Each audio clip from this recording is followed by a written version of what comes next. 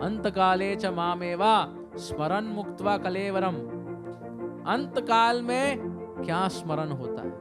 तो अंतकाल में क्या स्मरण होगा?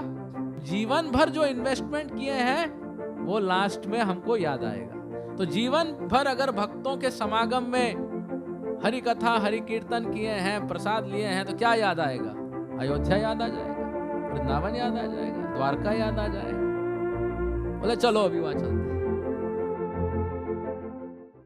सूर्यवंशी जो राजा हैं इस अयोध्या नगरी के, उनके बारे में हम चर्चा करें, क्योंकि हम अयोध्या में आए हैं। और अयोध्या कौन सी नगरी है? सूर्यवंशी राजाओं की राजधानी है। जो सूर्यदेव, मनु, इक्ष्वाकु, उनके जो परंपरा में सारे राजा लोग हैं सूर्यवंशी, जो पूरे विश्व पे साम्राज्य करते हैं, उनकी राजधानी कौन है? अयोध्या नगरी, जो हम यहाँ पे अभी वास कर रहे हैं। राइट? तो ये सामान्य जगह नहीं है, ये सबों की राजधानी है। तो उसी सूर्यवंश में अनेक बहुत बड़े बड़े राजा लोग हुए जो प्रभु श्री राम के पूर्वज हैं। तो हम उनके पूर्व राजाओं की गाथा श्रवण करते हुए अयोध्या में प्रवेश करेंगे। तो अयोध्या के एक बहुत बड़े राजा हुए जिनका नाम है खटवांग। आप श्रवण किए हैं इनके बारे में? खटवांग राजा, खटवांग। तो खटवांग राजा जो है वो इतने शक्तिशाली शूरवीर थे कि उन्हें कोई भी युद्ध में नहीं हरा सकता। सूर्यवंशी राजाओं का तेज इतना था, मनुष्य लोक के हैं, परंतु देवता लोग भी युद्ध में मदद के लिए उन्हें बुलाते थे। एक बार ऐसा हुआ कि देवता लोग राक्षसों के साथ लड़ते लड़ते हार रहे थे, तो उन्होंने खटवांग राजा को कहा, भाई आप स्वर्ग आ जाओ युद्ध करने के लिए। तो खटवांग राजा जो है स्वर्ग में जाके युद्ध करते हैं देवताओं की तरफ से, और इतना भीषण युद्ध होता है, और खटवांग राजा जो है देवताओं को जिता देते हैं। और क्योंकि खटवांग राजा देवताओं को जितवा दिए, तो फिर देवता कहते हैं, हे खटवांग, अब आप वरदान मांगिए। आपने हमारा जो समृद्धि है सबकी रक्षा की है खटवांग, आप बताइए आप क्या चाहते हैं। तो खटवांग महाराज क्या पूछते हैं? खटवांग महाराज पूछते हैं, मुझे बताइए मेरे पास मेरे जीवन में कितना समय बचा है। How much time is left in my life. तो देवता लोग तो त्रिकाल ज्ञानी है, वो कहते हैं, महाराज आपके जीवन अवधि में सिर्फ एक मुहूर्त बचा हुआ है, सिर्फ एक मुहूर्त। देवलोक में कहेंगे तो एक क्षण, एक क्षण बचा हुआ है। और क्योंकि खटवांग राजा राज ऋषि थे, राज ऋषि थे मतलब उनको जीवन की सफलता क्या है यह पता थी। राजा थे और ऋषि, तो उनको पता था जीवन तैयारी है। जीवन क्या है? जीवन तैयारी है। और मृत्यु क्या है? परीक्षा। Life is a preparation and death is an examination. तो उनको बताया गया कि एग्जाम एक क्षण में आ रहा है। और खटवांग राजा ने बचपन से तैयारी की थी। कब से तैयारी की थी? बचपन से। ऐसा नहीं कि हठात, अभी ऐसा होता नहीं है ना। आप सब जो कॉलेज में पढ़ाई किए हैं, सब पढ़ाई किए हैं, मानिए आप कोई एग्जाम लिखने जाते हैं, पूरा वर्ष आप टीचर की शक्ल नहीं देखते, और अंतिम में एग्जाम में पहुंच जाते हैं कि टीचर मैं आ गया। बोले कौन है तू? बोले आपके रोल में ही हूं। तो आ गया और बैठ गया, पूरे कॉन्फिडेंस के साथ बैठ गया व्यक्ति एग्जाम हॉल में, और टीचर पेपर पकड़ा दिया। पेपर देख के एक एक प्रश्न देख के व्यक्ति के हाथ पैर सब फूल रहे हैं। होता है ना एग्जाम में, मतलब एक प्रश्न नहीं समझा तो हाथ पैर फूलने लगते, दो नहीं समझा तो माथा भी थोड़ा गर्म हो जाता। और यहाँ पे पूरा पेपर उसको पता नहीं, वो टीचर को बोलता है, टीचर शायद किसी और का पेपर दिए हो। बोले नहीं, तुम्हारा ही है।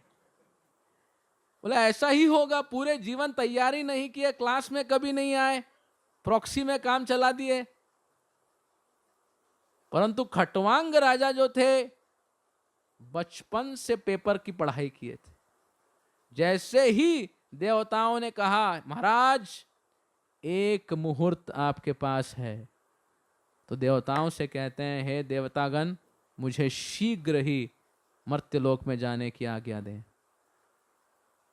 और मर्त्यलोक में आते हैं, और जो समय उनकी अवधि थी उसमें वो पूरी तरह हरि भक्ति में डूब जाते हैं। ये पढ़ाई लिखाई की थी, पता था कहाँ डूबना है।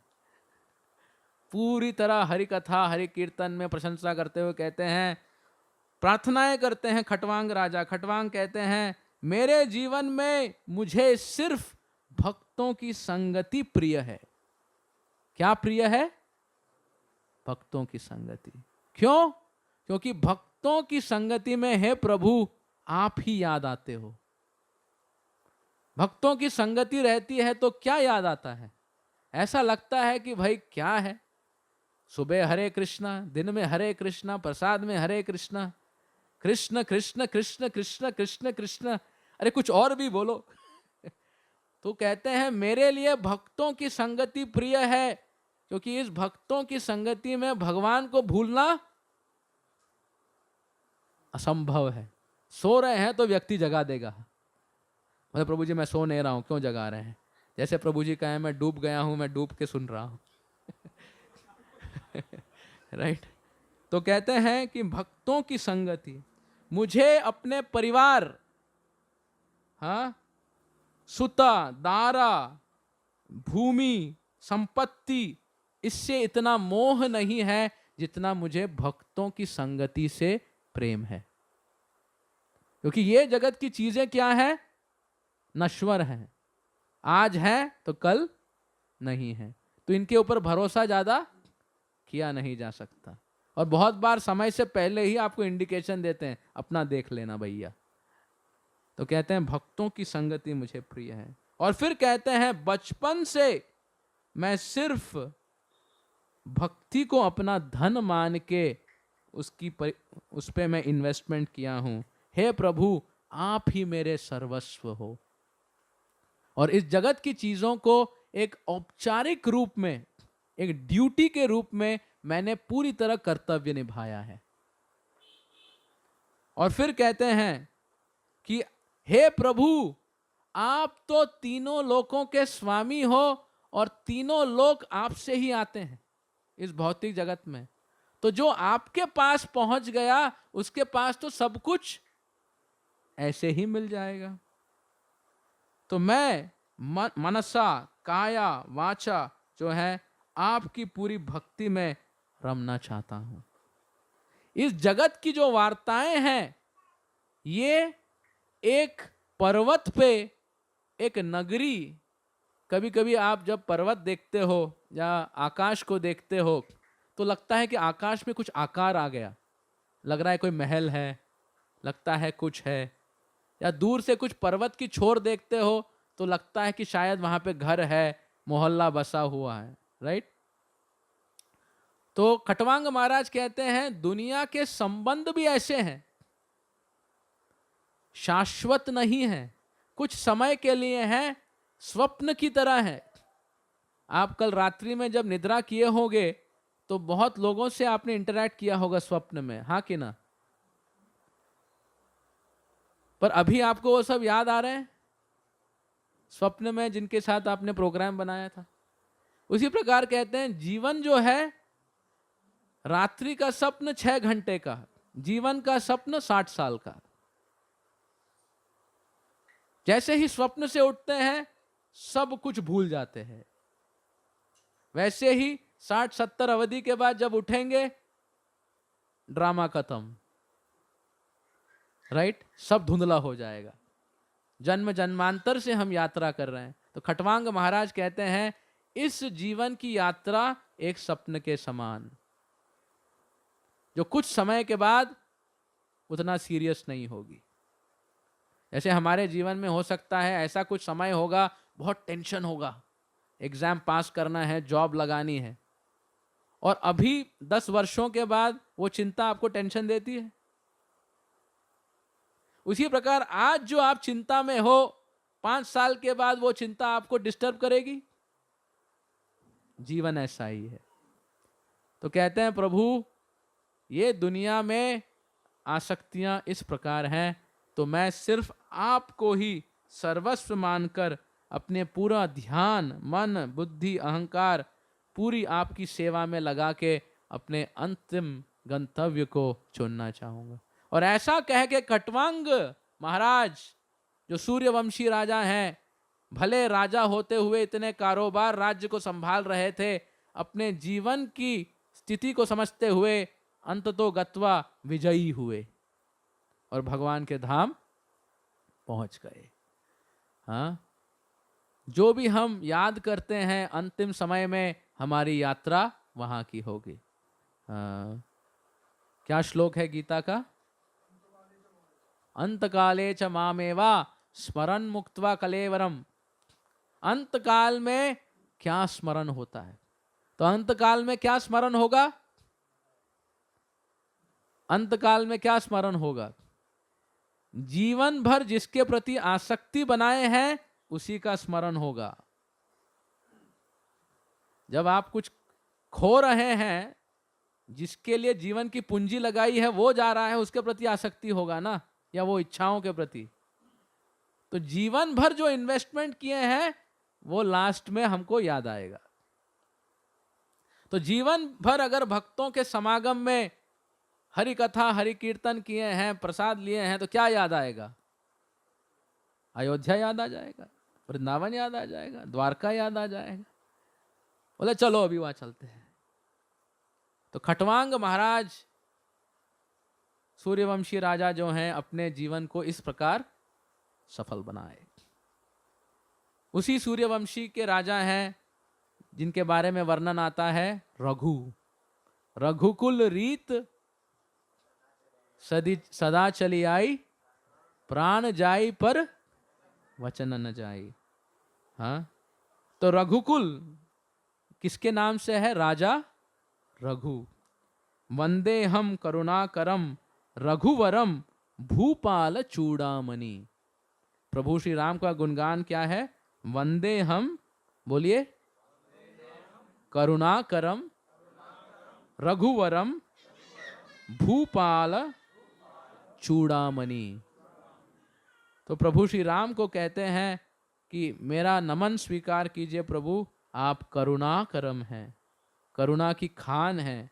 रघुवरम, रघुकुल की आप जो है शान हैं, और भूपाल चूड़ामणि।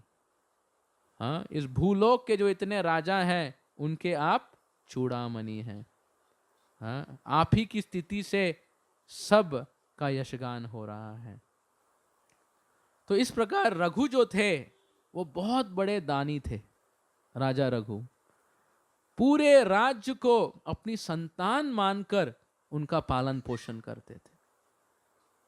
शास्त्रों में लिखा है जो राजा होते हैं वो भगवान के प्रतिनिधि होते हैं, और क्योंकि सब भगवान की संतान है, राजा सबको अपनी संतान मान के उनका पालन पोषण करते हैं। जैसे परिवार में माता पिता अपने परिवार को पोषण करते हैं, राजा के लिए सब उसका परिवार है। तो रघु जो है, कोई भी आके उनके द्वार में दस्तक दे, हे प्रभु मैं याचना करने आया हूं, मुझे कुछ दे दीजिए, तो उनका द्वार हर समय खुला रहता। कोई भी आके कुछ मांग ले, आश्रय तत्व रघु जो है सबको संपन्न कर देते। एक दिन ऐसा आया, इतने ब्राह्मण, इतने जो उनकी संतान है, मांग मांग के रघु की पूरी तिजोरी खाली हो गई। जो धन का जो क्या कहते हैं ट्रेजरी को, हाँ पूंजी, ठीक है, हाँ जो भी है, राजा की पूरी धन संपत्ति मतलब बैंक अकाउंट आज के दिनों में कहेंगे तो सारा बैंक अकाउंट रघु का खाली।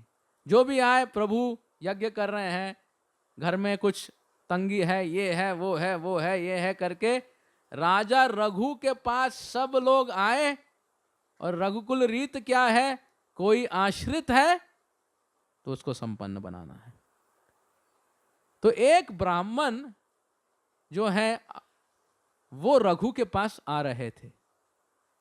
और ये ब्राह्मण क्यों आ रहे थे, क्योंकि वो अपने गुरु की व्यास पूजा को मनाना चाहते थे। गुरु जो है उनके जन्मदिन में उसकी व्यास पूजा मनाना चाहते। तो अब ब्राह्मण को धन चाहिए ताकि भवती भिक्षाम देहि, पर इस बार भिक्षा ज्यादा चाहिए क्योंकि बड़ा आयोजन है। तो कहते हैं चलिए अभी राजा रघु से मांग लेते हैं। तो गांव से निकले, रघु के पास जाने के लिए अयोध्या में तक प्रवेश किए। प्रवेश करके उनको चाहिए था 1000 सोने के मुद्राएं, क्या कहते हैं, उतने करेंसी चाहिए था। तो पहुंच गए, पर वहां पे सब प्रजा को पता चल गया रघु की तिजोरी जो है पूरी खाली। और देखिए संतान भी इतनी सेंसिटिव थी कि पिता का धन खत्म हो गया, अब जाके क्यों उनको शर्मिंदा करें। तो जैसे ही ये ब्राह्मण आया सब लोग समझ गए ये अभी रघु के पास मांगने जाएगा।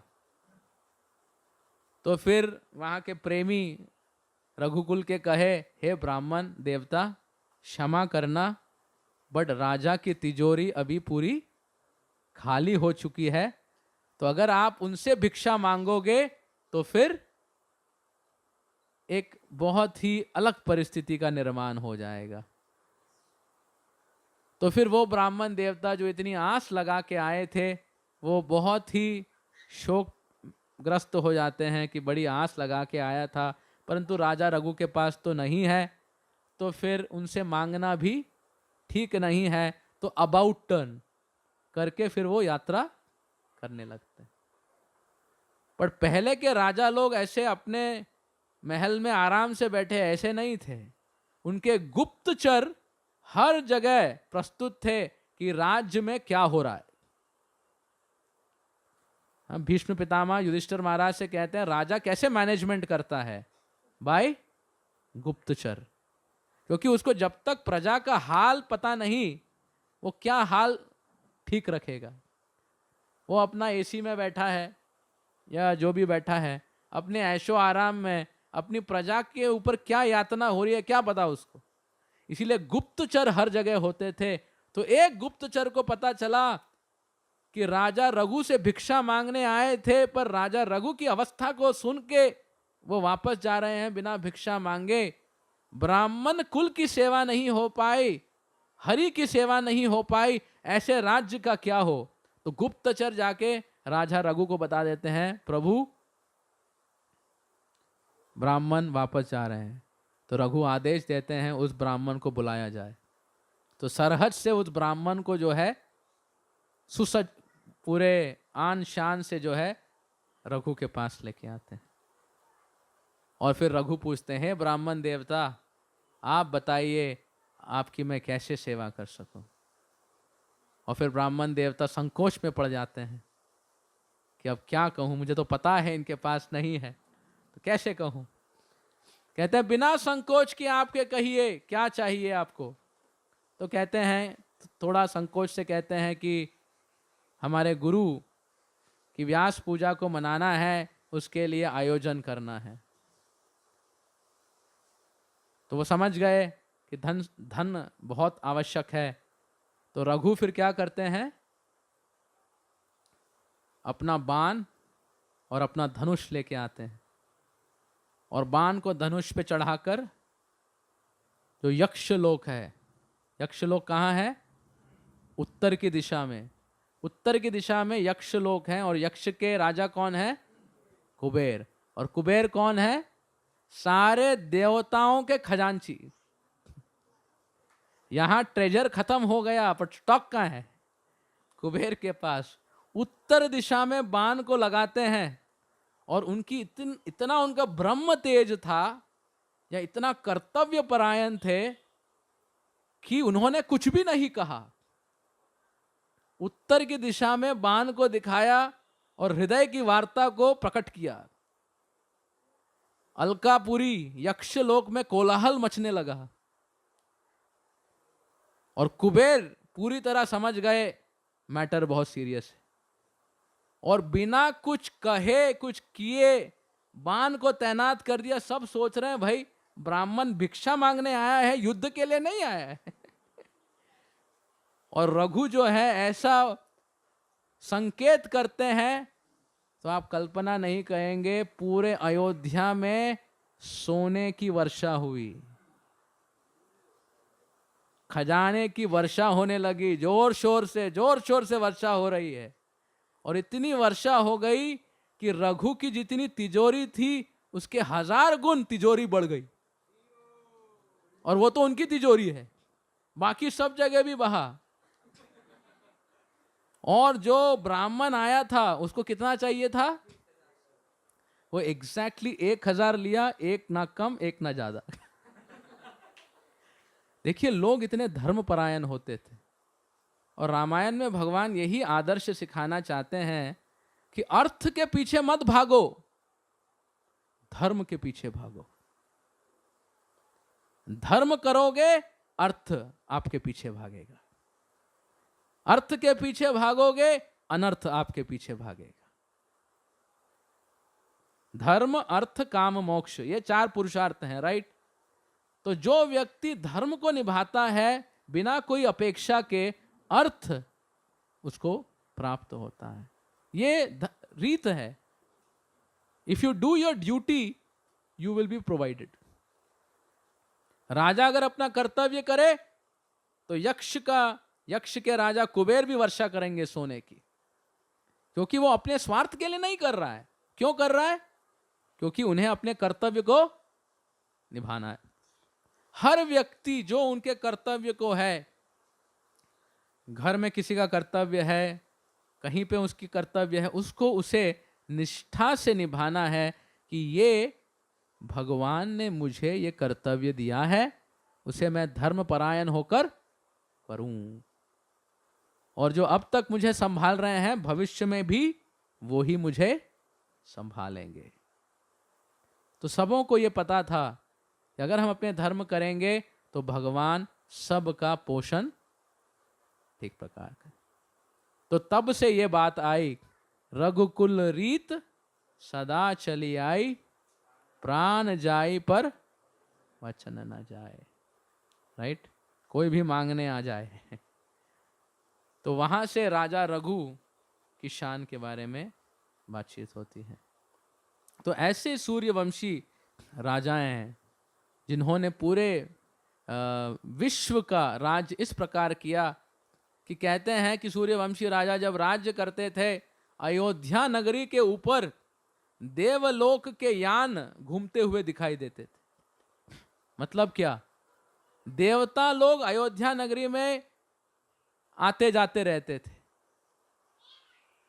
राइट? जैसे कल नाकाबंदी हो गया कि मुख्यमंत्री आए और गए या फिर आप टोटो से आए, जो भी। तो यहाँ ये भी बड़ी बात है कि आज एक प्रांत का मंत्री राजा भी जो है हर सप्ताह भगवान को नमन करने आए। पर सूर्यवंशी राजा जब राज्य कर रहे थे, देवता लोग यहाँ पे रेगुलरली आया जाया करते थे ताकि भक्तों का समागम हो, तो उनका भी जो अय्याशी है थोड़ी कम होगी। उनको भी तो सेंस कंट्रोल चाहिए, संग लेने आना। ये अयोध्या नगरी की स्थिति थी। हर व्यक्ति सिर्फ भगवत भक्ति को ही सर्वस्व मानता था। और सत्य युग मानिए सब जगह आ गया।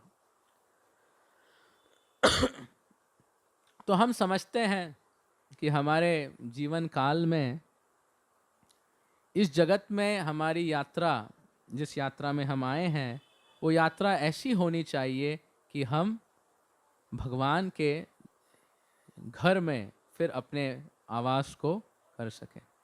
हाँ, हम सबकी इच्छा है, क्योंकि इस जगत में कुछ भी करें, मामुपेत्य पुनर्जन्म दुखालयम अशाश्वतम, ये दुनिया ऐसी है, कुछ भी करो दुख का वातावरण यहां पे होगा ही।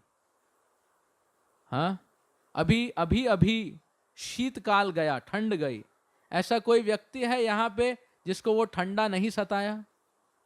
आप एसी में थे पूरे ठंड काल में, कोई है यहां पे एसी लगा के आपने शीतकाल को बिताया हो?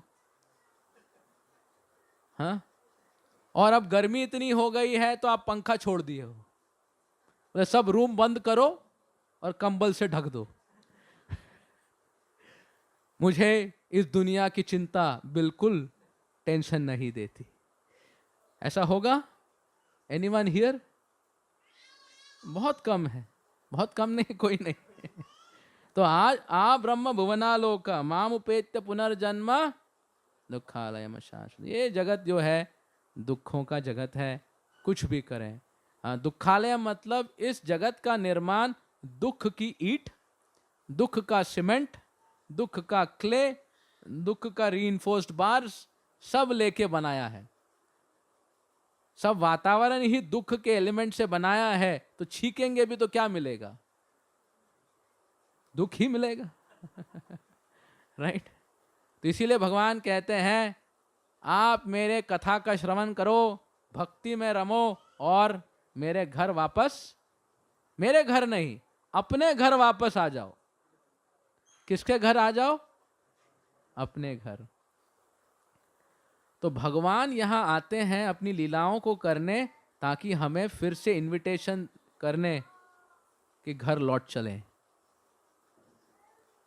लीलाएं करते हैं ट्रेलर दिखाने के लिए। मूवी से पहले क्या आता है? ट्रेलर, ट्रेलर का रोमांच, चलो वापस। राइट? तो ये भगवान की लीला होती है।